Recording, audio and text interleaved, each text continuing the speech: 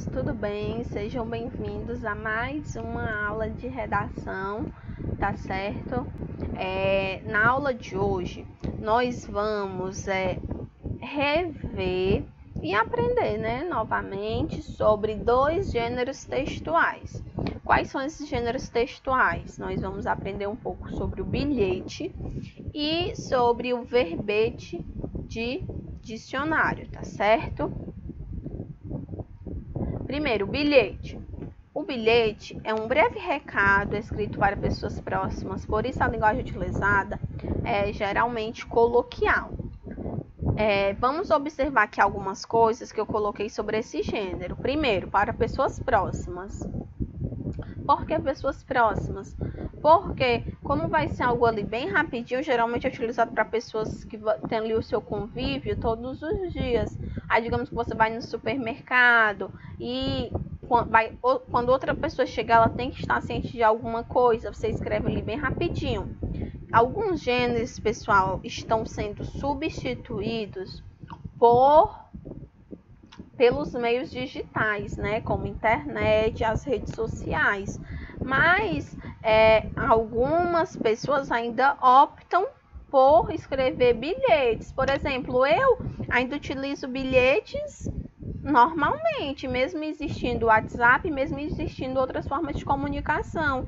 Por exemplo, para os meus pais, às vezes eu vou no mercantil, vou numa padaria e vou demorar, eu coloco ali um bilhete, ou eu quero falar algo para eles e eu sei que se eu deixar o papel, eles vão olhar antes do que olhar o celular. Mas isso depende muito de cada realidade, O que eu quero colocar para vocês é que algumas pessoas, mesmo com os avanços tecnológicos, ainda utilizam os bilhetes.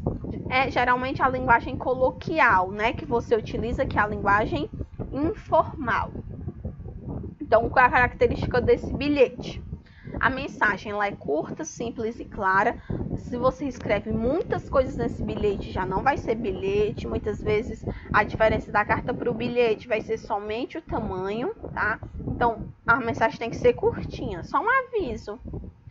A linguagem geralmente informal, sem grandes preocupações com as normas gramaticais. E o vocativo? Pode-se usar o nome ou apelido, já que o destinatário é alguém que nós temos com intimidade. Como assim? Se é uma pessoa próxima a você, você pode usar um vocativo ou o nome da pessoa apelido. Por exemplo, irmão, irmã, prima, mamãe, papai, mãe, pai, enfim, pode ser uma linguagem bem íntima, Esse vocativo que é a pessoa que você está se dirigindo, mas sempre tem que ter esse vocativo.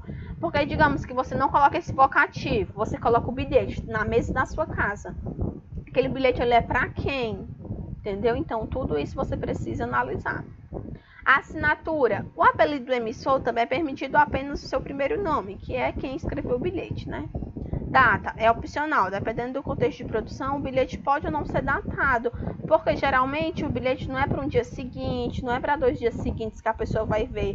É ali para uma situação que será bem rápida, Você sai, uma pessoa chega, vê o bilhete, depois você chega, então não há tanta necessidade da data, ok? Aqui, gente, eu coloquei um exemplo, do que nós acabamos de discutir. Primeiro, vamos ler o bilhete. Juju, o almoço está pronto. Fui ao supermercado e volto logo. Pati.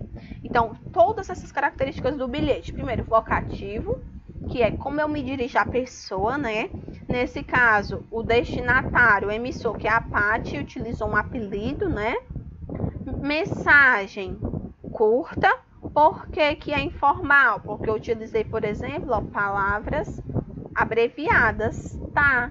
Está a palavra, se eu fosse seguir a norma padrão, da língua portuguesa.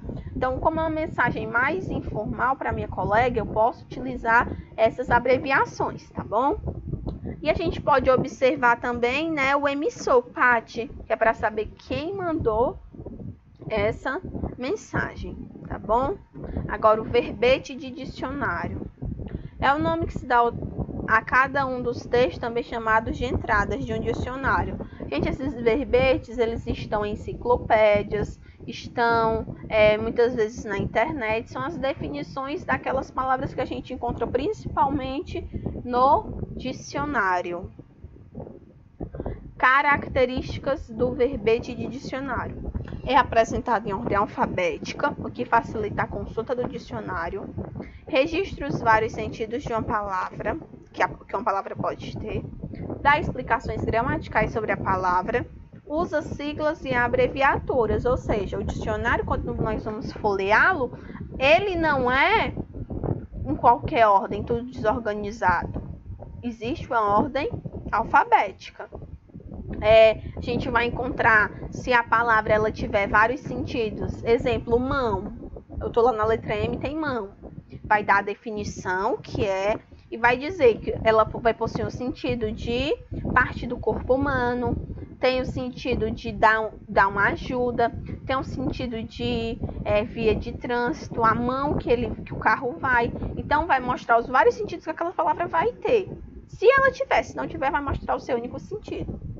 Vai dizer a classe de palavras, se é um adjetivo, se é um artigo, se é um substantivo. E pode usar as siglas e abreviaturas, né, se existir sobre aquela palavra. Como ler um verbete de dicionário? Gente, muita atenção à pronúncia. Não é verbete, não, é verbete. Tá bom? Som fechado do segundo E. Há uma maneira de ler um verbete de dicionário. Existem abreviaturas, siglas e explicações gramaticais que ajudam a saber mais sobre a palavra. Lendo a classe gramatical. S, né, indica que é um substantivo. P significa que é um plural. SM significa que é um substantivo masculino. SF significa que é um substantivo feminino. Lendo a classe gramatical. SP significa que é um substantivo e pode ter uso como plural. E é a primeira definição da palavra. Às vezes a principal, né? A que a gente utiliza mais. Tá bom? Aqui, pessoal, coloquei 2 sugestões de leitura, tá bom? Pra gente ir aprofundando mais, que é o Diário de Anne Frank e o Diário de Zátila. Muito bacana essas leituras. Vocês sabem que a parte da interpretação, ela geralmente está muito associada à nossa leitura, né? E a parte da escrita também. Então, a gente observa, por exemplo, alunos que têm uma boa escrita, são alunos que eles têm uma boa bagagem de leitura. Então, esses livros, eles possuem uma linguagem bem acessível, não são tão caros e vai ajudar vocês, né, na leitura. Lembrando que não é obrigado só ler esses. Tia, eu tenho outro na minha casa. Pode ler também. Tia, eu tenho um gibi. Pode ler. O importante é ler. O importante é não ficar sem ler. Sempre ficar lendo alguma coisa. Os benefícios a gente vai vendo a curto, médio e longo prazo. Sua capacidade de raciocinar, de conversar, o seu raciocínio, tudo melhora com a leitura, tá bom? Então, vamos lá. Vamos finalizar a aula de hoje. Qualquer dúvida, procura no Classroom, tá bom? Pra gente esclarecer. Tchau!